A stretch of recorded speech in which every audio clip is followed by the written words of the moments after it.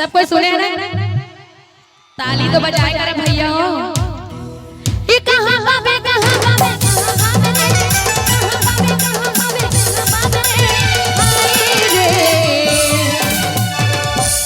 मोंगरा के माया राजा रे, मोंगरा के माया राजा रे, घन बुलावे राजा बोले प्रेम कहानी रे, घन बुलावे राजा बोले प्रेम कहानी रे, उर्मिला के राजा रे।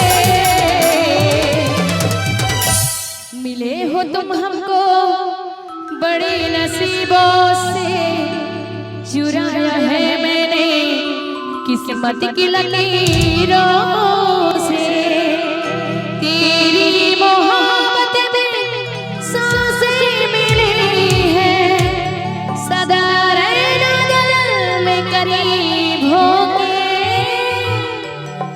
ये कहां बाबे कहां बाबे कहां बाबे रे, कहां बाबे कहां बाबे कहां बाबे रे, हाय रे।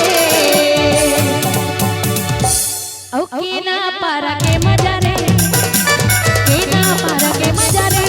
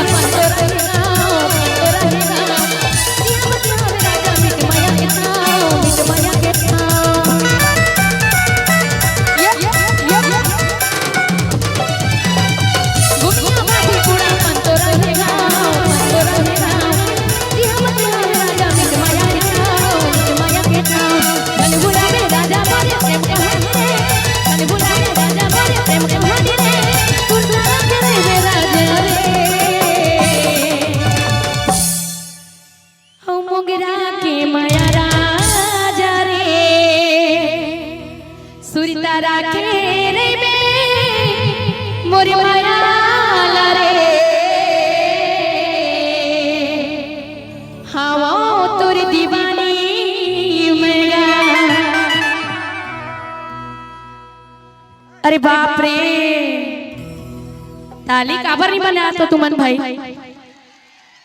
देखो ताली बजैया ना, हमन ला ना रात भर ताली बजा बजा के स्वागत करत रहो। आप मन ला बढ़िया बढ़िया गाना सुनाबो, टेंशन मत लो। ई मोंगरा के माया राजा रे, मोंगरा के माया राजा रे, घन बुलावे राजा मोरे प्रेम कहानी रे, घन बुलावे राजा मोरे प्रेम कहानी रे, सुरधुरा के राजा रे। ओ केना पारा के मजा रे, केना पारा के मजा रे,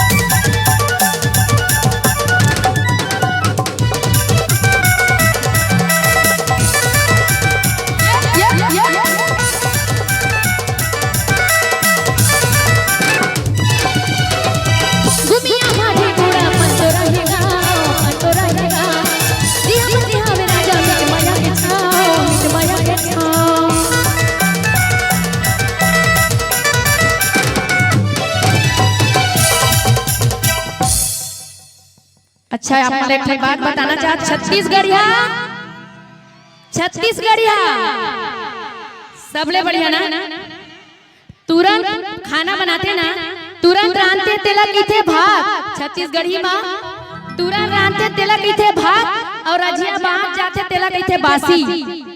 और जे हमर गाना में ताली नहीं बजाही ना, ओला हो जाई खांसी, और खांसी का मतलब कोरोना। अब पड़ जाइए आप मन रोना, एक बार ताली बजाओ ठीक है। ये कहां बाबे कहां बाबे कहां बाबे रे, कहां बाबे कहां बाबे रे, हाय रे। ओ मोंगरा के माया राजा रे,